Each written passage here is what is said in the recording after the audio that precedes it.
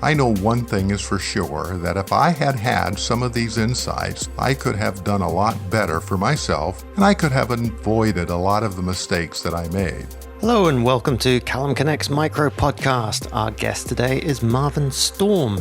Marvin L. Storm is the host of the Business Exit Stories podcast that he launched after exiting his business with the goal to help entrepreneurs put more money in their pockets when they sell. The biggest hurdle I faced as an entrepreneur was during my last exit. I had had several smaller exits during my career, but the last one was at a different level and scale. It involved private equity, a board of directors, and a lot of professionals such as CPAs and attorneys. I thought I was prepared for this exit, but since this was really my first rodeo at an exit at this scale, I really didn't know what I didn't know, and consequently, I didn't do a very good job of maximizing the value I could have extracted out of the business if I had been just a little bit more dialed in.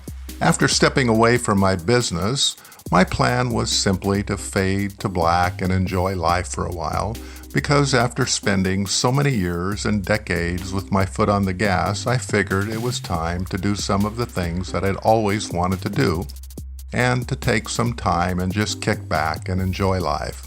After a few months and a while in the slow lane, I realized how boring and unexciting this life was actually going to be.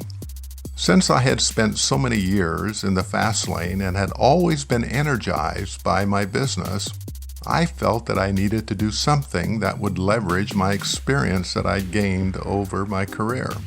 After thinking about my last exit, I felt there were probably a lot of other entrepreneurs out there like me that if they could get some insights on what they could do to optimize the value of their business before exiting, they could really value this input, and it would really benefit them to get their business ready to extract that value out of their business.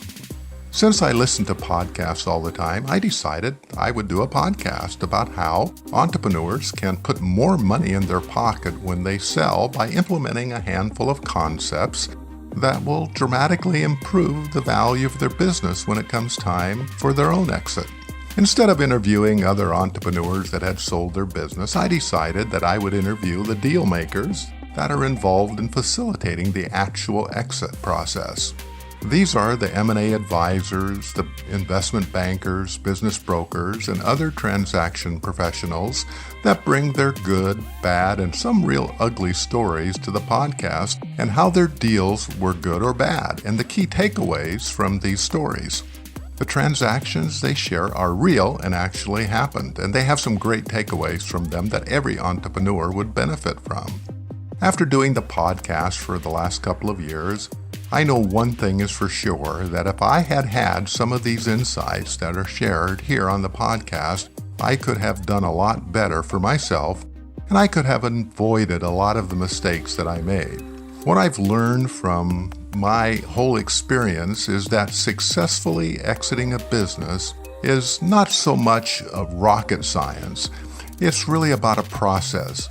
But since entrepreneurs don't exit their business very often, they really never have the opportunity to get really good at the process.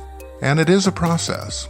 If I could do this all over again, I would follow some basic concepts that would dramatically increase the money that I could put in the bank when I would sell or when I sold my business.